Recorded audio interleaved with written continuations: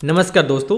तो आज की वीडियो में हम बात करेंगे बेरोजगारी भत्ते के बारे में, जिसके आवेदन सिर्फ हर साल नवंबर के महीने में ही भरे जाते हैं, जिसमें आपको 1200 रुपये से लेकर 35 रुपये तक प्रति महीना भत्ता दिया जाता है।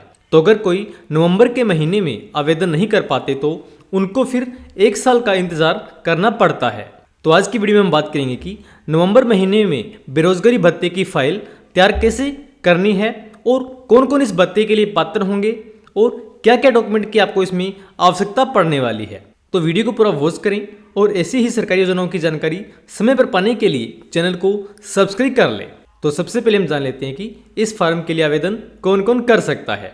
तो इसमें सबसे पहले वह व्यक्ति जिसने +2 ग्रेजुएशन या पोस्ट ग्रेजुएशन कर की है लेकिन वह रेगुलर नहीं की, यानी किसी ने ओपन से पढ़ाई की है तो वह इस फॉर्म के लिए पात्र है। दूसरा, जिसने रेगुलर पढ़ाई की हुई है और उनका सक्षम का फॉर्म भरवाया हुआ था और किसी कारण से उनका जो फॉर्म है वह रिजेक्ट या कैंसिल हो गया तो वह भी इस भत्ते के लिए आवेदन कर सकता है।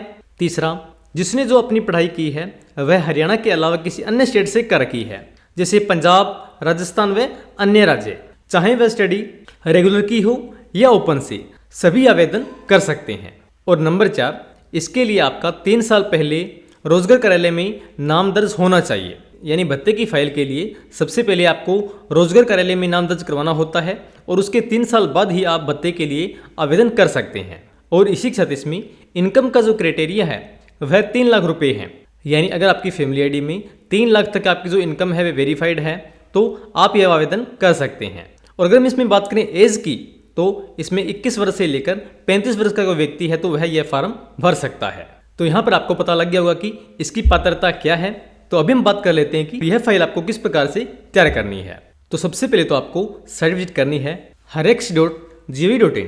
इसके बाद आपके सामने यहाँ पे इस प्रकार से गवर्नमेंट ऑफ हरियाणा की जो ऑफिशियल वेबसाइट है वह यहाँ पे ओपन होगी। तो इसमें आपको कई तरह के ऑप्शन मिलेंगे। तो यहाँ पे आपको एक ऑप्शन मिलेगा स्कीम्स का, तो इस पर आपने क्लिक करना है। इसके बाद यहाँ पे देखिए सक्षम युवा स्कीम और नंबर 2 पे यहाँ पे देखिए अनएम्प्लॉयमेंट अलाउंसेस स्कीम। यानी आज की इस वीडियो में बात करें बेरोजगारी भत्ते के लिए, तो इसको आपने यहाँ पे क्लिक करना है। तो यहाँ पे आपको एक PDF मिलेगी, इसको आपने ओपन करना है।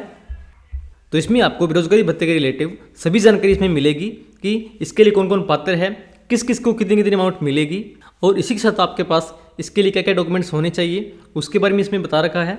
जैसे सबसे पहले यहाँ पे फैमिली आईडी, यानी आपके पास इसके लिए फैमिली आईडी होनी चाहिए। नंबर 2, अटेस्टेशन ऑफ रेजिडेंशियल और commercial property by revenue authority, यानी आपको एक फॉर्म मिलेगा जो आपको यहाँ पे नीचे दिखाई दिया हुआ है। यानी यहाँ पे आपको एक एनेक्चर A का फॉर्म मिलेगा। तो इस फॉर्म में आपकी कितनी इनकम है और आपके पास कितनी कृषि भूमि है उसके बारे में जानकारी मांगी गई है। तो इस पर आपने पटवारी या पार्षद के साइन करवा के इसके बाद नीचे यहाँ पे तहसीलदार और SDM साहब के इस पर सिग्नेचर करवाने हैं। यानी आपको पटवारी, तहसीलदार और SDM साहब से इसकी वेरिफिकेशन करवानी है कि आपके पास कितनी प्रॉपर्टी है और आपकी सालाना इनकम कितनी है। तो इसका अपने प्रिंट निकाल लेना है और इस पर सभी अधिकारियों के आपने साइन है वह करवा लेने हैं। और इसी के साथ आपको इसमें एक सेल्फ डिक्लेरेशन का फॉर्म मिलेगा, तो इसको भी आपने डाउनलोड कर लेना है और इसमें जो जानकारी मांगी गई है वह यहाँ पे फिल करके यह भी आपको अपनी फाइल के साथ लगाना है। और अगर हम इसमें बात करें कि आपकी इसमें कृषि भूमि कितनी होनी चाहिए या आपके पास जो प्रॉपर्टी है वह कितनी तक की होनी चाहिए, तो इसके लिए आपको पहले पेज पर 6th लाइन मिलेगी। The annual family income from all sources including that of spouse should not exit 3 lakh रुपये और the family should not have residential और कमर्शियल प्रॉपर्टी एक्सीडिंग 10 लाख इन वैल्यू और agriculture land in excess of 2 hectares. यानी इस scheme का लाभ सिर्फ वही व्यक्ति ले सकता है जिसकी इनकम 3 लाख रुपये से कम हो और प्रॉपर्टी 10 लाख रुपये से कम हो और जो ज़मीन है वह 2 एकड़ से कम हो। यानी जिसके पास 2 एकड़ से ज़्यादा की भूमि है तो वह इसके लिए एलिजिबल नहीं है। इसी के साथ इसमें और भी कंडीशन दे रखी है तो वह आपने एक बार पढ़ लेनी है। और इसके बाद जैसे मैंने आपको नीचे यहाँ पे ये 2 फॉर्म बताए हैं, ये डाउनलोड करके आपने फाइल में साथ लगा लेने हैं।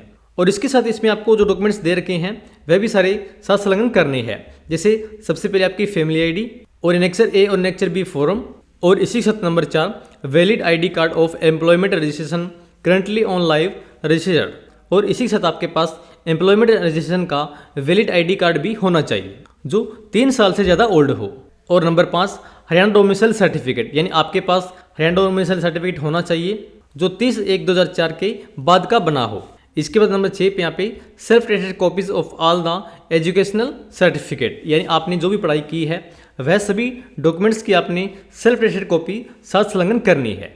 और नंबर 7 राशन कार्ड, आपके पास आपका राशन कार्ड होना चाहिए। उसके बाद नंबर 8 2 पासपोर्ट साइज फ़ोटो। और उसके बाद number 9 Aadhaar card copy. Number 10 caste certificate, यानी आपके पास जाति प्रमाण पत्र भी होना चाहिए। और नंबर 11 आधार लिंक बैंक अकाउंट पासबुक, यानी आपका जो बैंक अकाउंट आधार कार्ड के साथ लिंक है उसकी भी फोटो कॉपी आपको साथ संलग्न करनी है। और ये जो खाता है यह सिर्फ आपका पीएनबी बैंक का ही मान्य होगा। और नंबर 12 जो आप फिर इसमें ऑनलाइन फॉर्म फिल करोगे उस पर आपने अपने फैमिली हेड के सिग्नेचर या थंब इम्प्रेशन भी करवाने हैं। तो यहाँ पे आपको इस योजना के बारे में पूरी जानकारी मिल गई होगी कि किस प्रकार से आप आवेदन कर सकते हैं, इसके लिए आपके पास क्या क्या डॉक्यूमेंट्स होने चाहिए और इसकी पात्रता क्या है। और इसी के साथ आप बेरोजगारी भत्ते के लिए ऑनलाइन आवेदन किस प्रकार से कर सकते हैं इसके बारे में मेरे चैनल पे आपको अलग से वीडियो मिल जाएगी। और आपसे भी सिर्फ रिक्वेस्ट है कि यह वीडियो आप ज़्यादा से ज़्यादा शेयर कीजिए ताकि सभी को इसकी जानकारी मिल सके और जो भी इस योजना के लिए पात्र हैं वैसे जो लाभ है वह उठा सके। तो यह वीडियो आपके लिए काफ़ी हेल्पफुल रही होगी और मेरी वीडियो को पूरा वॉच करने के लिए आप सभी का बहुत बहुत धन्यवाद। जय हिंद, जय भारत।